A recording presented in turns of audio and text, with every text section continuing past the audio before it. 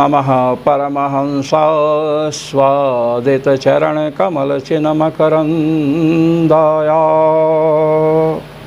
भक्तजनमानसनिवासाय श्रीरामचन्द्राय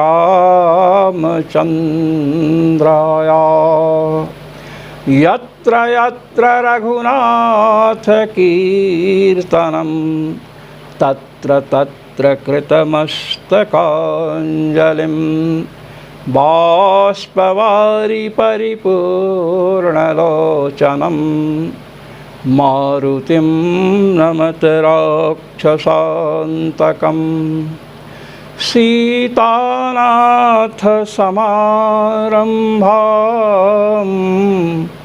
रामानन्दार्यमध्यमाम् अस्मदाचार्यपर्यन्तां वन्दे गुरुपरम्परां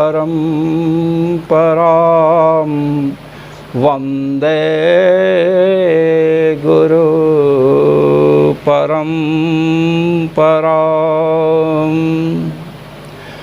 सर्वेश्वरश्रीरघुनाथो विजयते तराम्। आज हम अध्यक्षाधिकरण में प्रविष्ट हो रहे हैं।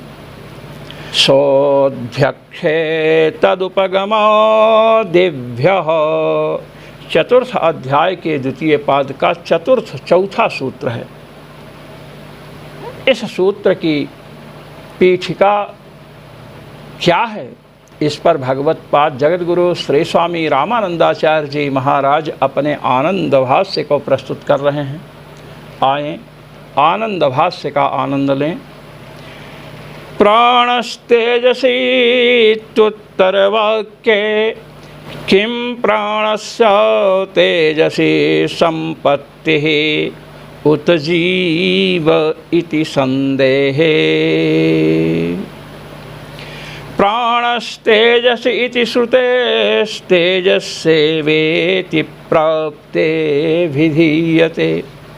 कहते देखिए, जो पहले छांदोग्य उपनिषद का वाक्य आया था, अस्य सौम्य पुरुषस्य प्रयतो वाङ्मनसि संपद्यते, छांदोग्य उपनिषद के छठे अध्याय के 8वें खंड का छठा वाक्य है। अस्य सौम्य पुरुषस्य प्रयतो वाङ्मनसि संपद्यते मनः प्राणे प्राणस्तेजसी तेजः परस्यां देवतायां। वांग मनस संपद्यते मनः प्राणे, इतना तो विचार हो गया। अब कहते हैं प्राणस्तेजसी, प्राण तेज में संपन्न होता है। तो कहते हैं प्राणस्तेजसी इत्युत्तर वाक्य, प्राण तेज में संपन्न होता है, ये जो बाद का वाक्य है इसमें हमें संदेह है। कहे भाई आपको क्या संदेह है? कहते सुनिए। किम प्राणस्य तेजस्य संपत्ति उत जीवे इति संदेहे। प्राण की संपत्ति, प्राण संपन्न होता है तेज में अथवा जीव में, ये संदेह है। अब प्राणस तेजस ये श्रुति है। इस श्रुति के द्वारा तो प्राण तेज में ही संपन्न होता है, यही निश्चित हो रहा है। पूर्व पक्षी ने सुन रखा है कि प्राण किस में संपन्न होता है? तेज में।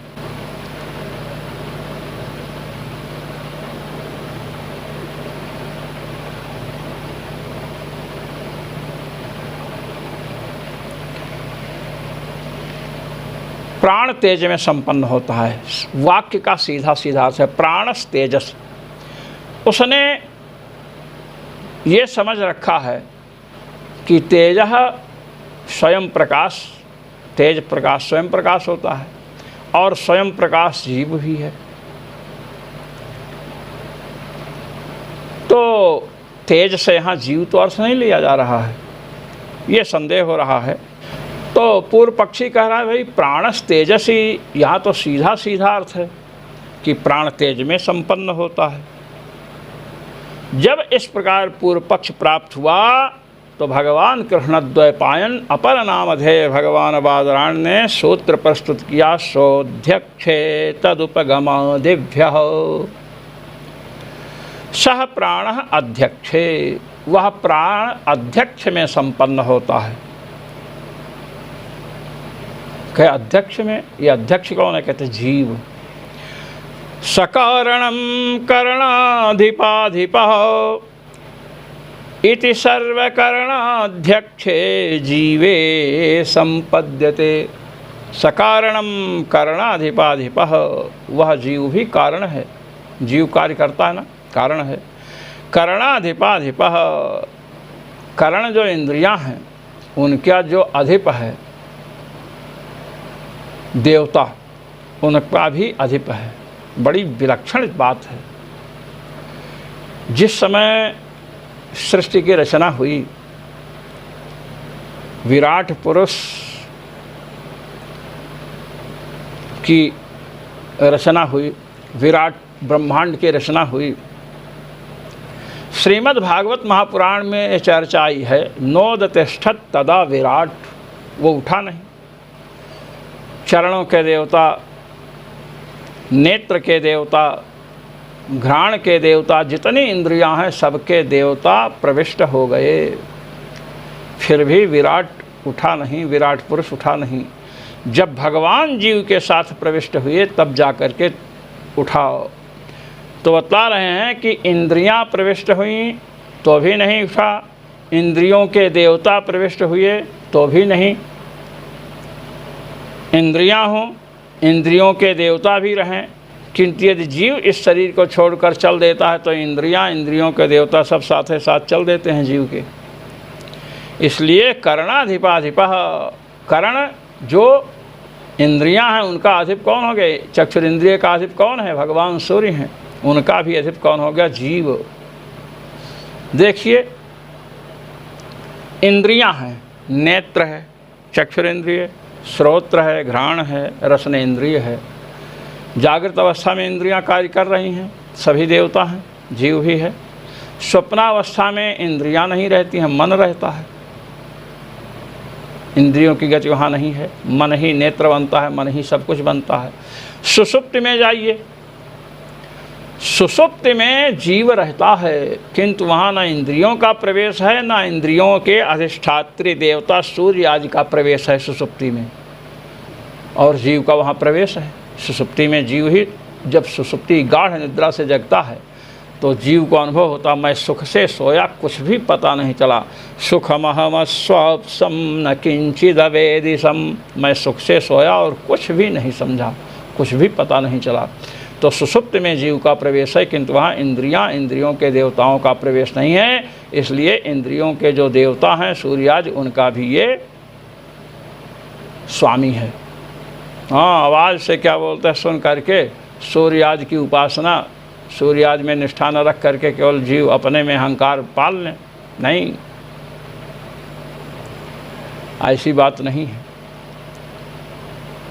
उन देवताओं का जब अनुग्रह होता है, उनकी उपासना होती है, तब अंतःकरण शुद्ध होता है, तब जीव आगे बढ़ पाता है। इसलिए देवताओं का सर्वदा और सर्वथा उपयोग है, उनसे हम उपकृत होते हैं। आइए कहते हैं, सकारणं करणाधिपाधिपः सर्वकरणाध्यक्षे जीवे संपद्यते। और करणाधिपाधिपः ये भी कर सकते हैं। करण हो गई इंद्रियां, करणाधिप कौन हुआ? इंद्रियों का स्वामी।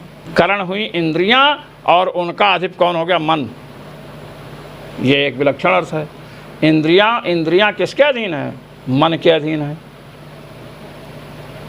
और मन किसके अधीन है? बुद्धि के अधीन है। बुद्धि जब मन में इधर उधर मन चंचल हो जाए तो बुद्धि से उसको रोकते हैं, और इंद्रियां इधर उधर चलने लगें तो मन के द्वारा इंद्रियों को रोकते हैं। तो करण हुई इंद्रियां, उनका अधिप कौन हो गया? मन, और मन का अधिप कौन हो गया? जीव। बुद्धि भी जीव की ही पत्नी मानी गई है, बुद्धि जीव के अधीन। इसलिए करण इंद्र, जो इंद्रियां हैं उनका अधिप जो मन है उसका भी अधिप कौन है? स्वामी कौन है? जीव है। सर्व करणाध्यक्ष, इसलिए संपूर्ण करणों का जो अध्यक्ष है स्वामी है।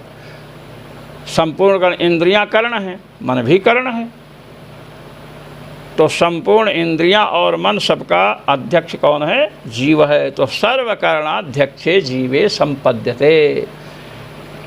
प्राण जो है किसमें संपन्न होता है, किससे संयुक्त होता है? तो जीव से संयुक्त होता है। ये भागवत पाद कह रहे हैं। कुतः, कह कैसे? यहाँ पर तो प्राणस तेजस्य है। कहते सुनिए, तद उपगम देभ्य, ये हेतु दिया। एवमेवेमं आत्मानं अंतकाले सर्वे प्राणा अभिसमायन्ति। एवमेव इमं आत्मानं अंतकाले सर्वे प्राणा अभिसमायन्ति। बृहदारण्यकोपनिषद 4th अध्याय के 3 खंड का 38वां वाक्य है। कहते हैं एवमेवं, कहे इसी प्रकार। इस अंतकाल में जब शरीर छोड़ना होता है ना, तो अंतकाल में इमम आत्मानम, इसी आत्मा को, जीव को सभी प्राण जो हैं क्या करते हैं? अभिसमायन्ते, अनुगमन करते हैं। तो जिसका अनुगमन करेंगे वो श्रेष्ठ होगा कि नहीं? राजा का अनुगमन सेवक करता है, शिष्य किसका अनुगमन करता है? गुरु का अनुगमन करता है। तो गुरु श्रेष्ठ हुआ कि शिष्य श्रेष्ठ हुआ? गुरु श्रेष्ठ हुआ। ये बता रहे हैं कि जब शरीर छूटता है, देह त्याग होता है, तो इस आत्मा का, जीवात्मा का ही अनुगमन प्राण करते हैं। इति प्राणस्य जीवोपगमो विधीयते, कहे इस श्रुति के द्वारा, बृहदारण्यकोपनिषद के द्वारा जीव का अनुगमन कौन कर रहे हैं? प्राण कर रहे हैं। तो प्राण का स्वामी जीव हो गया। कस्मिन् अनुत्क्रांतम उत्क्रांतो भविष्यामि, कस्मिन् वा प्रतिष्ठास्यामि इति श्रुतिर् जीवेन सह प्राणस्य प्रतिष्ठामपि बोधयति। प्रश्नोपनिषद में चर्चा आई। कस्मिन् उत्क्रांतम उत्क्रांतो भविष्यामि, किसके उत्क्रमण करने पर हम लोग उत्क्रमण करेंगे, किसके शरीर से निकलने पर हम लोग भी निकलेंगे। कस्मिन् वा प्रतिष्ठास्यामि, और किसमें हम लोग प्रतिष्ठित होंगे, हमारा आधार कौन बनेगा। इस प्रकार की श्रुति है, उपनिषद है। तो बृहदारण्यक का प्रमाण दिया ही कि जब शरीर त्यागने के समय जीव शरीर से बाहर निकलता है तो उसके पीछे पीछे प्राण भी चलते हैं। इससे प्राण का स्वामी जीव सिद्ध होता है, बताया ना। और कस्मिन् उत्क्रांतम उत्क्रांतो भविष्यामि, किसके निकलने पर हम लोग निकलेंगे। कस्मिन् वा प्रतिष्ठास्यामि, और किसमें प्रतिष्ठित होंगे। ये जब प्रश्न आया तो इसका उत्तर क्या है? बृहदारण्यक में जो है उत्तर वही उत्तर है, जीवात्मा में प्रतिष्ठित होंगे। तो ये श्रुति जो है जीव के साथ प्राण की प्रतिष्ठा बतला रही है। अर्थात जीव जब निकलेगा तो प्राण उसके पीछे पीछे चलेंगे, ये बतला रहे हैं। तथा च प्राणो जीवेन प्राक् संयुज्य तेन सह तेजसी संपद्यते, इसलिए प्राण जीव के साथ पहले संयुक्त होता है, प्राण के साथ हो लेता है। प्राण किसके साथ हो लेता है? जीव के साथ हो लेता है। और उसके बाद तेजसी संपद्यते, उसके बाद तेज में प्राण की संपत्ति होती है, ये बतलाया। कहते वाह भाई, आपने प्राणस तेजस इस श्रुति को ही खा लिया। कह खा क्या लिया? हमने तो ये बतलाया कि जब इस देह का, हम तो बृहदारण्यकोपनिषद को लेकर चल रहे हैं, कोई अपने मन से कल्पना तो नहीं कर रहे हैं। एवमेव इमम् आत्मानम् अंतकाले सर्वे प्राणा अभिसमायन्ति। बृहदारण्यकोपनिषद भगवती कह रही हैं कि अंतकाल में जब शरीर छोड़ने का समय होता है तब प्राण इस जीवात्मा का अनुगमन करते हैं। और प्रश्नोपनिषद में चर्चा है किसके उत्क्रमण होने पर हम लोग उत्क्रमण करें, कहाँ पर प्रतिष्ठित हों, तो वहाँ भी जीव की ही चर्चा आई है।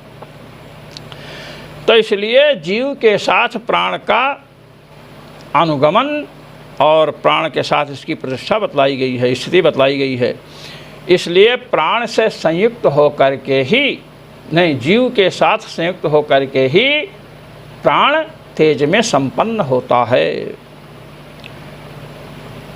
अब रही बात प्राणस तेजस की, इसका हम समाधान दे रहे हैं। शंका कर रहा है, नन्नेवं प्राणस तेजस इति साक्षात् श्रुतेर विरोधः इति चेत। कह यदि ऐसा अर्थ आप करोगे कि प्राण जीव से संयुक्त होता है, प्राण की संपत्ति जीव में होती है और जीव के साथ वह किस में मिलता है, तेज में, तो ये बात जमी नहीं। यहाँ तो प्राणस तेजस सीधे सीधे बतलाया जा रहा है कि प्राण तेज के साथ संपन्न होता है। तो प्राणस तेजस ये श्रुति जो साक्षात अभिधा वृत्ति से प्राण की तेज में संपन्नता बतला रही है, संपत्ति बतला रही है, इसका विरोध होगा। इति चेत नन्नेवं प्राणस्तेजस इति साक्षात श्रुतेर विरोधः इति चेत। यहाँ तक शंका की गई कि श्रुति से विरोध होगा अगर आप का अर्थ मानेंगे। कहते हैं न, कह नहीं, ऐसी बात नहीं है। प्राणस्य अध्यक्ष संयोगेपि गंगया संयुज्य यमुनायाः सागरे गमनेपि यमुना सागरं गच्छति इतिवत् प्राणस्तेजस इति व्यपदेश उपपद्यत एव। कहते सुनो, यमुना जी समुद्र में मिलती हैं, किंतु गंगा जी से मिलने के बाद समुद्र में मिलती हैं। यमुना जी पहले गंगा जी से मिलती हैं और गंगा जी साक्षात समुद्र में मिलती हैं, तो यमुना जी भी समुद्र में मिल गई। नहीं मिली क्या?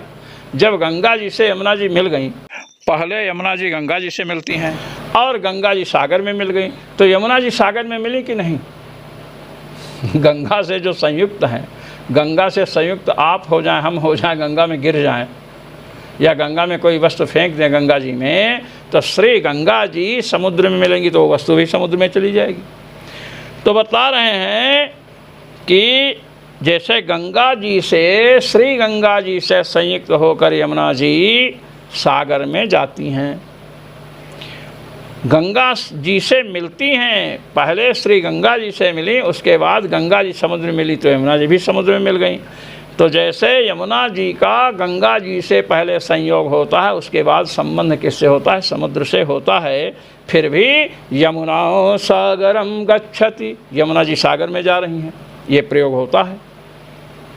इसी प्रकार प्राण पहले किससे मिलता है? जीव से मिलता है, जीव से संयुक्त होता है। वही बता रहे हैं, प्राणस्य अध्यक्ष संयोगेपि, प्राण का अध्यक्ष जो जीव है उसके साथ संयोग हुआ और संयोग होने के बाद प्राणस तेजसी, प्राण फिर तेज में मिलता है।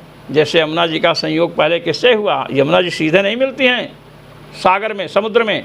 यमुना जी का संबंध गंगा जी से हुआ और गंगा जी का संबंध समुद्र से है, फिर भी व्यवहार होता है। यमुना सागरम गच्छति, यमुना जी सागर जा रही हैं। इसी प्रकार प्राण का संबंध, प्राण जब शरीर से निकलता है तो प्राण का संबंध पहले जीव से होता है और जीव का संबंध तेज से होता है, ये बतला रहे हैं। प्राणस्य अध्यक्ष संयोगेपि गंगया संयुज्य यमुनायाः सागरे गमनेपि यमुना सागरम गच्छति इतिवत्। जैसे गंगा जी से मिलकर के यमुना जी बाद में समुद्र से मिलते हैं, इसी प्रकार प्राण जीव से मिलकर के बाद में तेज से मिलते हैं। इतिवत् प्राणस्तेजस इति व्यपदेश उपपद्यते। इसलिए प्राणस्तेजस, ये जो भगवती श्रुति का कथन है, यह उत्पन्न हो जाएगा। सोऽध्यक्ष इत्यस्य प्राणस्तेजस इति श्रौतवाक्य सामंजस्याय च। मुख्य प्राणे एव इंद्रियाणां प्राणपदवाच्यानां संगमः इत्यर्थस्तु न शंकनीय एव। किसी ने कहा कि स्वाध्यक्षे तदुपगमादिभ्य आप कह रहे हो तो स से प्राण लिए और अध्यक्ष से आपने जीव लिया, ऐसी क्या आवश्यकता है? स से आप प्राण लीजिए और सो अध्यक्ष है, वह प्राण अध्यक्ष में प्राण अर्थात इंद्रियां भी श्रुतियों में प्राण पदवाच्य कही गई हैं, कई जगह इंद्रियों के लिए प्राण शब्द का प्रयोग आया है। तो सा माने प्राण माने इंद्रियाणी, वे इंद्रियां। अध्यक्ष इंद्रियों में सबसे श्रेष्ठ कौन है? प्राण है। जहाँ छांदोग्य उपनिषद में प्राण और इंद्रियों में और प्राण में विवाद छिड़ा, सबने कहा हम श्रेष्ठ, नासिका ने कहा हम श्रेष्ठ, चक्षुरेंद्रिय ने कहा हम श्रेष्ठ, सब श्रेष्ठ अपनी अपनी श्रेष्ठता का बखान करने लगे, प्रशंसा करने लगे। तो ये निर्णय हुआ कि आप जितने लोग हैं सब एक एक वर्ष के लिए निकल जाएं शरीर से, और जिसके निकलने पर कार्य अवरुद्ध हो जाए वही श्रेष्ठ माना जाएगा। तो महाराज आँख निकल कर गई चक्षुरेंद्रिय, 1 वर्ष के बाद लौट करके आई, कहा कैसे काम हुआ? कहे जैसे अंधा कार्य करता है। श्रोत्रेंद्रिय निकल कर गई और 1 वर्ष के बाद लौट कर आई, कहे कैसे काम चला? कहे जैसे बाहर अपना जीवन बिताता है बधिर व्यक्ति। ऐसे ही काम चलता रहा। तो प्राण ने कहा अब हम भी निकल कर जाएं, सभी इंद्रियों ने कहा हाँ हाँ, जब हम लोग निकल कर गए कुछ नहीं बिगड़ा तो आप भी निकल कर जाओ। जैसे ही प्राण कंठ के समीप आया निकलने के लिए, सभी इंद्रियां शिथिल हो गईं, व्याकुल हो गईं। सब ने कहा आप ही हम सब में आप ही श्रेष्ठ हैं, सबसे श्रेष्ठ आप हैं।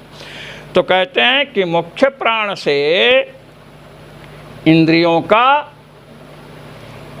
गमन होता है, संगम होता है। कौन मान लिया जाए? सो अध्यक्ष सह माने प्राण कौन? इंद्रिय रूपी प्राण, अध्यक्ष माने मुख्य प्राण में मिल जाती हैं। ये अर्थ कर लिया जाए। कहते हैं ऐसे अर्थ की कल्पना आप नहीं कर सकते हैं। क्यों? अनेक श्रुतीनां वैयर्थ्य प्रसंगा। तब कहे तो बहुत सी श्रुतियाँ हैं जिनका सीधे सीधे वैयर्थ हो जाएगा, व्यर्थ हो जाएंगी। अर्थ हमें ऐसा करना चाहिए कि श्रुति का एक भी वचन विरुद्ध न हो। इसलिए स्वध्यक्षे हमने बृहदारण्यकोपनिषद का प्रमाण दिया और प्रश्नोपनिषद का प्रमाण दिया। इसलिए प्रश्नोपनिषद में कहा कस्मिन् उत्क्रांते उत्क्रांतो भविष्यामि, किसके निकलने पर हम लोग निकलेंगे, और कस्मिन् प्रतिष्ठिते व प्रतिष्ठास्यामि, किसके प्रतिष्ठित होने पर हम लोग प्रतिष्ठित होंगे। तो जीव उत्तर दिया गया। तो जीव के निकलने पर प्राण निकलता है, जीव के प्रतिष्ठित होने पर ही प्राण प्रतिष्ठित होता है। और बृहदारण्यक का भी प्रमाण दिया गया कि जब जीव देह त्याग करके निकलता है तो इसके पीछे पीछे प्राण चलते हैं। तो प्राण अनुगमन करते हैं। इसलिए अध्यक्ष प्राण का कौन है? जीव है। इसलिए जीव में प्राण मिलता है और जीव के साथ प्राण जब मिल जाता है फिर जीव तेज में मिलता है, तो प्राण भी तेज में मिल गया। जैसे यमुना जी पहले गंगा जी से मिलती हैं, फिर सागर में मिलती हैं, और यमुना सागरम गच्छति, यमुना सागर जा रहे हैं, ऐसा व्यवहार होता है। इसे प्राण तेज से व्यवहार है, कोई परेशानी नहीं है।